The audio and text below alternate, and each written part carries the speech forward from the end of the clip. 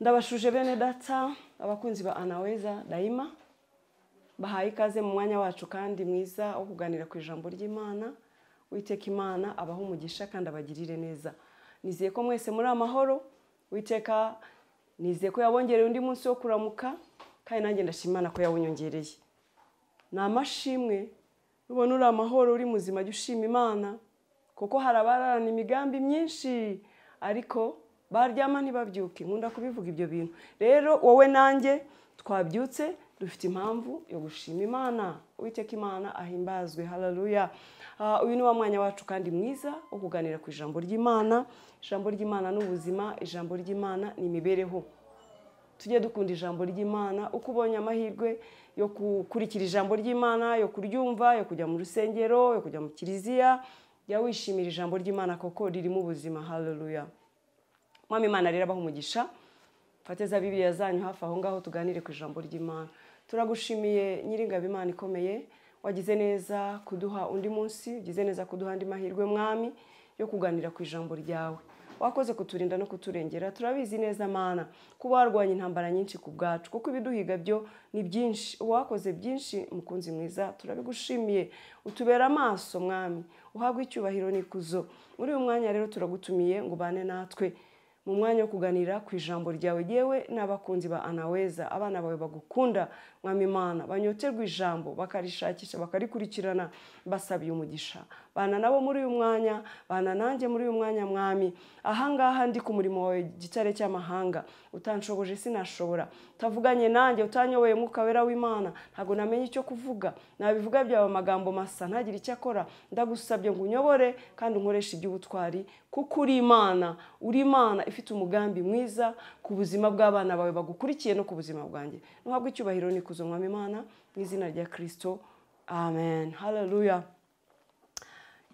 Tugiye kuganira ku ijambo ry'Imana nshuti yanjye rivuga ngo Uwiteka ntabwo yakwibagiwe. Haleluya. Uwiteka ntabwo yakwibagiwe. Yesu ashimwe cyane. Birashoboka ko hari ibyo unyurango bikomeye. Haleluya. Birashoboka ko hari ibihe bitakoroheye.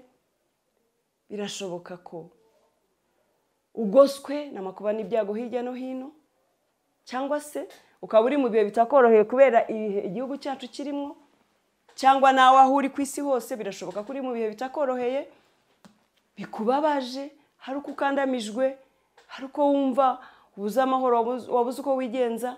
Ibikomeye urimo bikaba bikwereka ko Imana yagusize yakwibagiwe.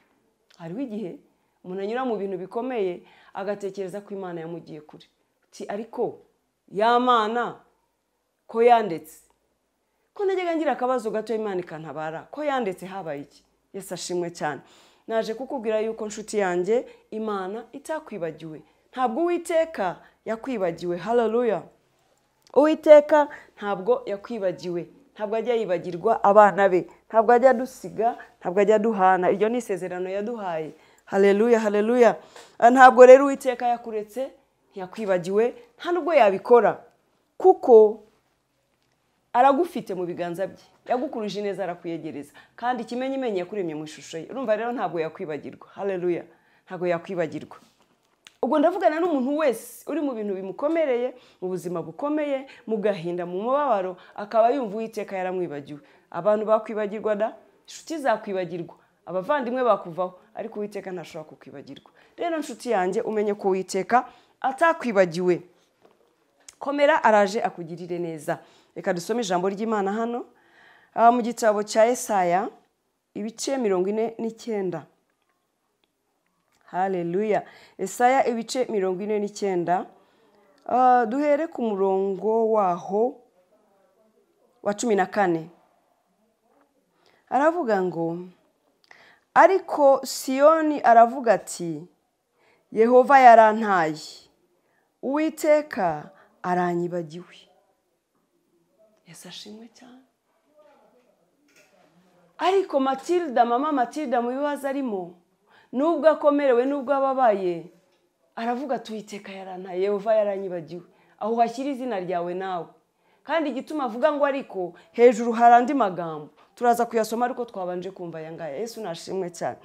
Aravuga ngo Uwiteka yaranyibagiwe, Yehova yarantaye, ntazi ko ndi mu makuba, ntazi ko ndi mu byago. Yaza kubimenya ntabwo aba yaremeye wenda ko abanjye bapfa, ntabwo wenda aba yaremeye yuko nyura mu ntambara ndimo, ntabwo aba yaremeye yuko mpura n'amakuba ndimo. Yarantaye. Yesu ashimwe cyane. Ntabwo yagutaye inshuti yanjye, ntabwo yakuretse, ntabwo yakwibagiwe. Oya, nta nubwo yabikora. Haleluya. Yesu ashimwe cyane. Aha, umurongo wa 15. Mbese umugore yakwibagirwa umwana yonsa ntababarire uwo yibyariye? Mbese ugutekereza ko Uwiteka yagutaye, umugore yakwibagirwa umwana yonsa ntababarire uwo yibyariye ubwe? Yesu ashimwe. Abagore mukurikiye iki kiganiro, ushobora kwibagirwa umwana wibyariye? Ntubabarire uwo wonsa, ntumutekerezeho, ntumugirire neza? Niko ijambo ry'Imana ritubajije. Ariko reka wumve uko havuga. Haravuga ngo icyakora bo babasha kwibagirwa, ariko jye sinzakwibagirwa. Icyakora abo bagore, twebwe abagore, nubwo dukunda abana bacu, nubwo dukunda abo twibyariye, nubwo twagiye kubise tukaba twita amezi 9, birashoboka rwose ko umuntu yagira impamvu ituma yibagirwa uwo yibyariye, akamureka, akamutera umugongo. Ushobora kubikora bitaguturutseho kubera intambara, ibyago n'amakuba nk'uko byabaye muri jenoside. Hari abatandukanye n'abana babo atabishaka, bakabimutegeka, akamusiga, kamubwira ngo murambika aho ugende, kamurambika akagenda, wenda bamufatiyeho imbunda cyangwa umuhoro. Hari ababikora kubera kugira umutima w'ubukoko, ubuzima bwamucanze. Tujya twumva abagenda bakabarambika mu gisamba ahantu, kamushyira ngo mu gafuka, mu kantu k'agatebo, akagenda agatereka ahantu. Ubwo ngo amukiza ahantu azi ko azatoragurwa n'undi. Ariko wamusize, wamwibagiwe, ari we wamubyaye, gute utekereza ko undi azamubona akamugirira impuhwe? Yesu ashimwe cyane. Tujya tubona abagenda bakabashyira iruhande rw'ivuriro kwa muganga, ahantu bazi kwanyura abantu benshi, mbega akaba yagize umutima, mbega byamunaniye nko kumujugunya ngo agende amute nko mu mugezi cyangwa ahantu, ngo akamurambika ahantu avuga ati abantu bazamubona. Yesu ashimwe cyane. Ariko hari n'abagira umutima urenze, akagenda akamujugunya no muri toilette, cyangwa akareba icyobo akamutamo cyobo cy'imyanda. Uwo ni umwana w'umuntu. Yabikora rwose pe, yabikora. Umwana w'umuntu ntacyo atakora. Umwana w'umuntu yahinduka. Umugore yakwibagirwa uwo yibyariye, niko Bibiliya ivuga. Yabanje kutubaza ngo mbese umugore yakwibagirwa umwana yonsa ntababarire uwo yibyariye? Arangije aravuga ngo icyakora bo babasha kwibagirwa, ariko jye sinzakwibagirwa. Haleluya. Abo bagore rwose bo babasha kwibagirwa, bibabaho pe, birashoboka, babasha kwibagirwa, ariko jyewe ntabwo nzakwibagirwa. Abo bagore nubwo babyaye abo bana bakanabonsa, bakanabakunda, bakanababara, bakabagira kubise, birashoboka rwose ko haba impamvu zituma babibagirwa, kandi tujya tuzibona, turazibona, turabibona ko bibaho. Haleluya. Ariko aravuze ati ariko jyewe sinzakwibagirwa. Haleluya. Dore nguciye mu biganza byanjye nkuca imanzi, kandi inkike zawe ziri imbere yanjye iteka. Impamvu ntazakwibagirwa, dore naguciye mu biganza byanjye nkuca imanzi. Haleluya. Naguciye mu biganza byanjye jyewe Uwiteka Imana yawe nkuca imanzi. Inkike zawe ziri imbere yanjye ku manywa na nijoro. Haleluya. Niko ijambo ry'Imana ritubwira. Uwiteka ngo yaduciye nkuca imanzi mu biganza bye. Inkike zacu ziri imbere ye ku manywa na nijoro. Haleluya. Ngo inkike, kandi inkike zawe ziri imbere yanjye iteka. Inkike zawe ziri imbere y'Uwiteka iteka. Igihe cyose arebye arakubona. Yaguciye nkuca imanzi mu biganza bye. Yarambuye ikiganza kubonamo. Iyo yerekeye hirya arakubona. Ibyo unyuramo arabizi. Azi n'umubare w'umusatsi wo ku mutwe wawe. Niyo unishye arabibona, arabimenya. Iyo utatse arabibona. Kwa kundi urira, uzi ko ushobora kurira n'uwo muri kumwe ntabimenye. Wari ubizi.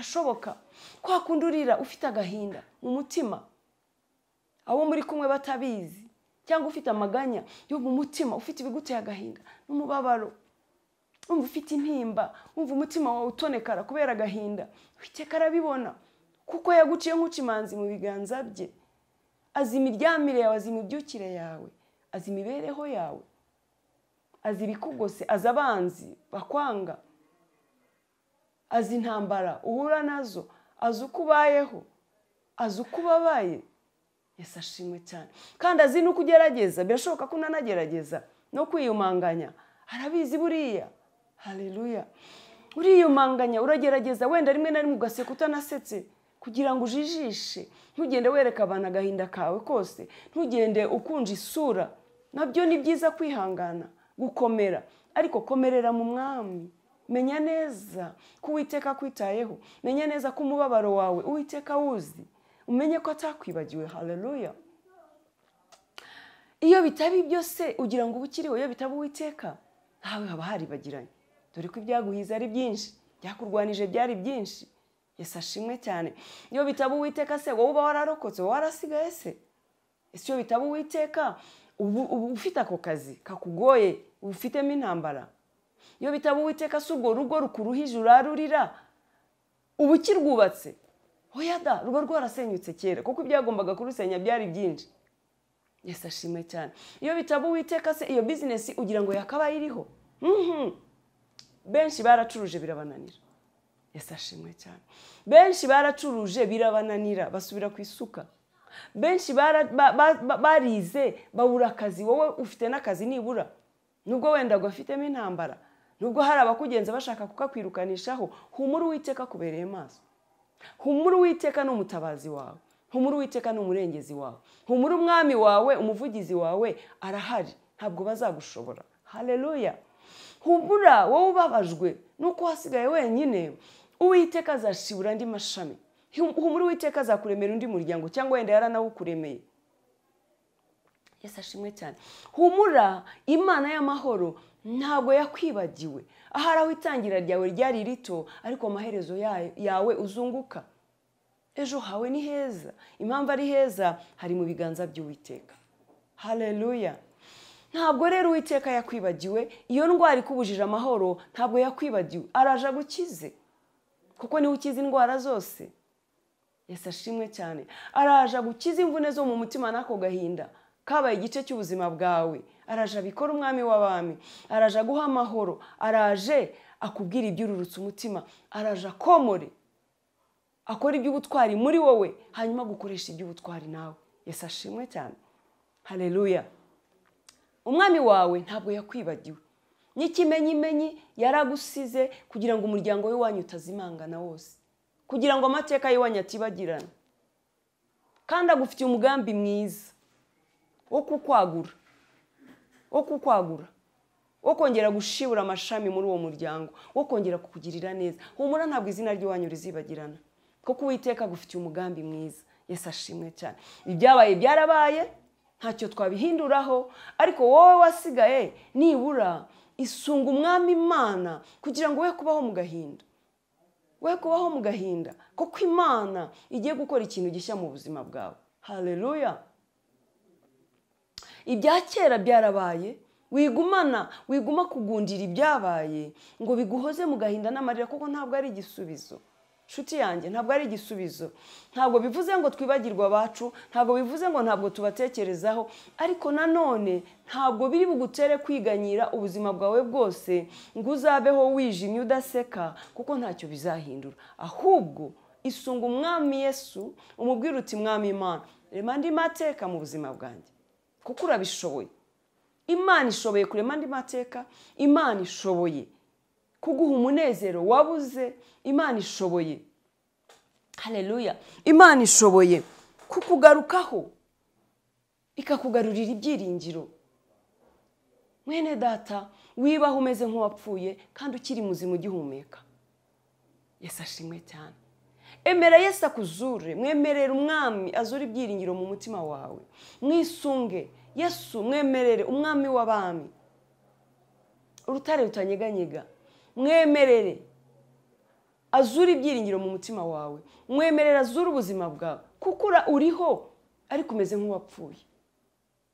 Yesu ashimwe cyane. Mwemerera kuzure Mwami Imana aguha ubundi buzima, akureme bushya, mwisunge, mukomereho, muramburire ibiganza, umubwire uti Mwami Imana fata ukuboko kwanjye, rema ibyiringiro bishya mu mutima wanjye, mubwire uti ndema mu ndi mutima. Haleluya.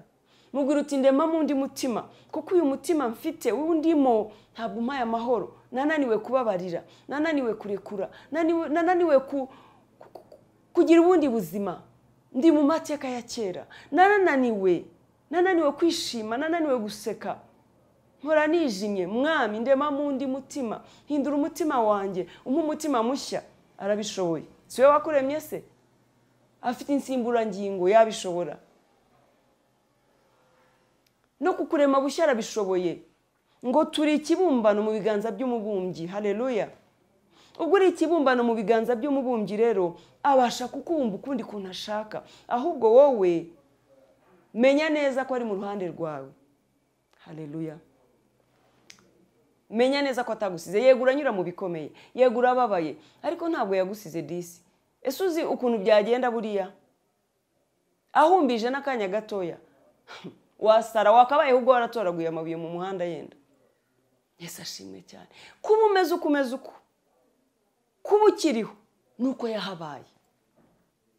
Yarakuzigamye, burya yarakurwaniriye, burya yatanze ingabo nyinshi zirapfa ku bwawe.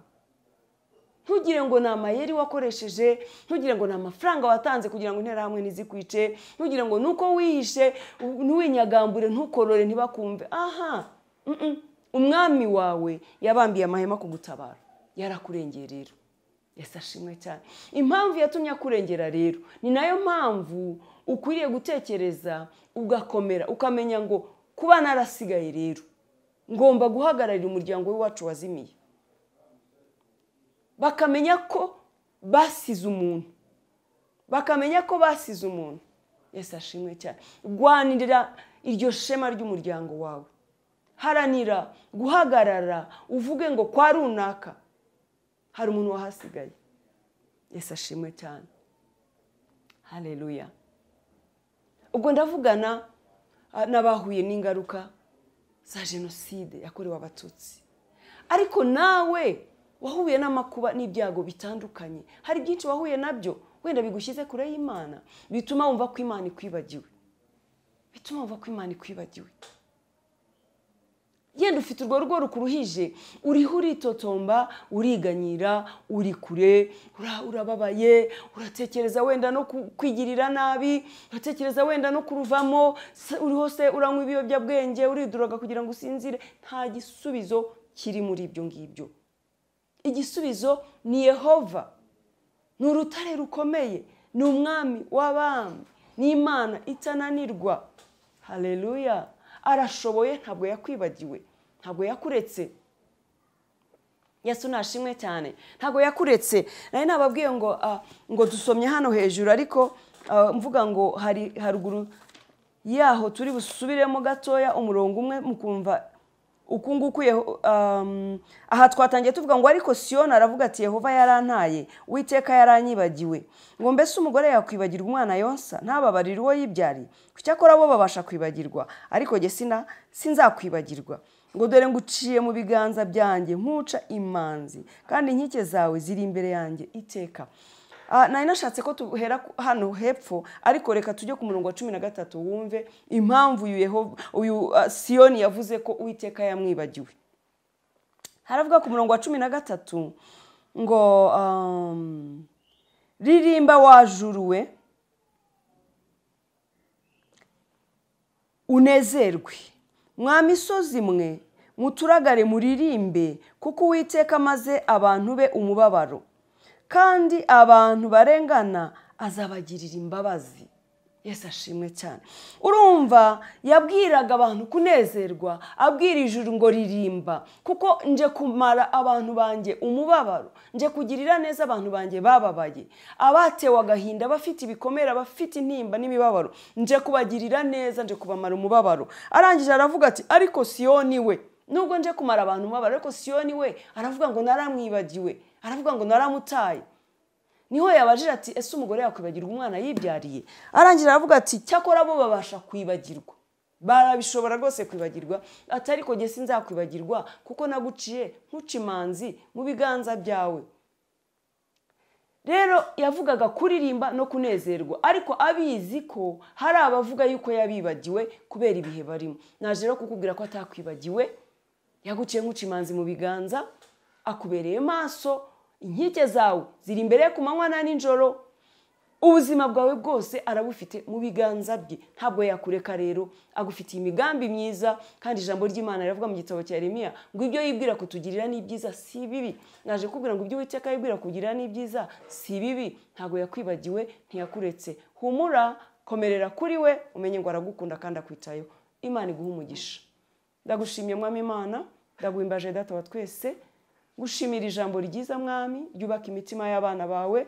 Nanjye ubwanjye Mwami Imana rikoze ku mutima wanjye, nuhabwa icyubahiro n'ikuzo, kutajya udusiga, utatureka. Shima ko waduciye nkuca imanzi mu biganza byawe, izina ryawe nirihabwa icyubahiro. Kandi ibyo wibwira kugirira abana bawe ni byiza. Urakoze ko uhumurije uwe wese warubabaye yumva ko wamwibagiwe kubera ibihacamo. Urakoze Mwami Imana kutwibukije ko utadusiga, utatureka. Abana bawe rero Mwami Imana nibagirirwe neza bose kandi mu buryo bwose, kuko ubera amaso abagutegereza. Izina ryawe nirishimwe. Urakoze Mwami Imana ko wumvise gusenga kwacu, kandi urakoze kubw'ijambo ryiza ritwubaka, kuko Mwami wadukuruje neza, uratwiyegereza. Icyubahiro ni cyawe mu izina rya Yesu, amen. Shalom shalom.